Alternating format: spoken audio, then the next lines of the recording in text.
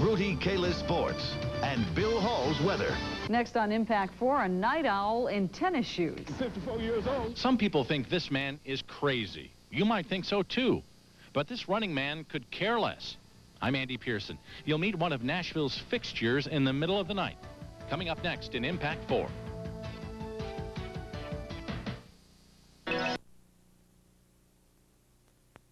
What is your favorite time of day for exercising? For some of you, it's probably the morning. For others, it's right after work. And for others, the best time is in the evening. But one Nashville man says the best time for him to exercise is in the middle of the night, after he's been asleep for a couple of hours. Andy Pearson is here with Impact 4 and Nashville at Night. Where'd you find this guy? Well, it was one of those strange things. Gary Knox and I were out about 6 weeks ago with photojournalist Gary Knox. It was snowing outside. It was about 38 degrees. And I'm driving down West End, 3 in the morning, can't go to sleep. And I look over and I see this man running with his dog. And I don't usually do this, but I yelled out the window at him and said, "Do you always run at 3 in the morning?" Well, you're about to see the answer. I found this 54-year-old man who's been a fixture of the night in Nashville since the 1970s.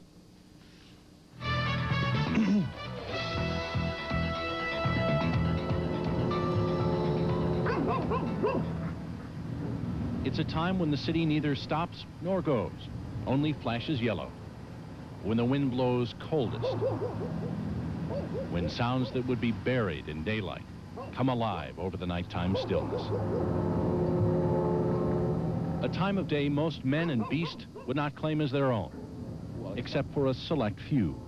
Hey, 2 o'clock until 4 o'clock. That's my time.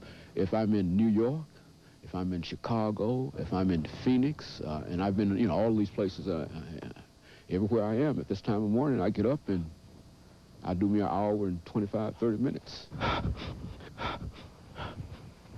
Move on, dog. I've been running since about 1976. And I love to run at night because I'm the only one out here.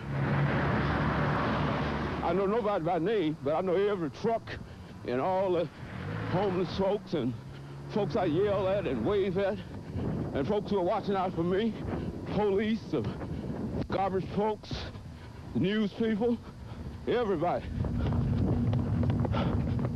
He's a fixture to people who work the night shift, as reliable as time itself. No, they see me, but they really don't know who I am. Every now and then, I'll talk to one person or something, but 90% of them don't know who I am, have no idea.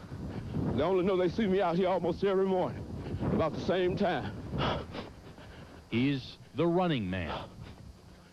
His name is James Haney, Dr. James Haney, a professor of history at Tennessee State University. His weekly routine has been the same for 20 years. Move on, dog. I'm 54 years old. Feel like I'm 19. That's enough for me. I go to bed at 10, get up at 2, go back at 4, 15, and back up at 6. You heard right. At about 2 in the morning, when most of us are snuggled up tight, James Haney and his dog Sandy get up from a sound sleep and run their route of 9.78 miles. He does it because he was once told this would be impossible. Back in 1975, my grandfather accidentally shot me in the leg with a .38 caliber pistol. Excuse me. And I was told that I would never be able to walk again unless I started to use the leg. And of course, as soon as I got out of the hospital, I started running around the yard here. And after a week of that in the yard, went down to the local high school. And after about 6 years of that, I decided to go downtown. You won't see him wearing headphones or taking his pulse. His shoes don't pump up. James Haney just runs. Down West End, past Vanderbilt. Morning. How you doing? Up and down the deserted streets of downtown Nashville. To the banks of the Cumberland River. Down to First. It's 9 7/8 of a mile down to the foot, all the way greeting and waving to people he's seen for nearly a third of his life. Well, man, how you doing this morning? Good, you? All right. James Haney does this 5 days a week. Same time, same route, same distance. I can't see any disadvantages in this at all. And this is what I do, and I love it. I'm not doing this with people. And if they think I'm crazy, well, I can appreciate that. I just believe in the human personality, and I believe that we can do anything that we want to do once we make up our minds to do it. It takes an hour and a half out of my day, and I think it's worth it. Plus, it requires discipline, and I think I got that. And that makes me feel good about myself. Gives me greater self-esteem, and I can get out and meet the world better. As he makes that last block toward home, there's no one there. No welcoming committee at the finish line. No one to notice. Before he goes back to his wife and children in his warm bed, there's always a prayer of thanks that he's been able to put one foot in front of the other for another night. Oh, thank you, Lord. Okay. Thanks that he can still devote 2 hours out of each 24, even though it is in the middle of the night, to his body and his well-being. Thanks that there is life, and that life is good.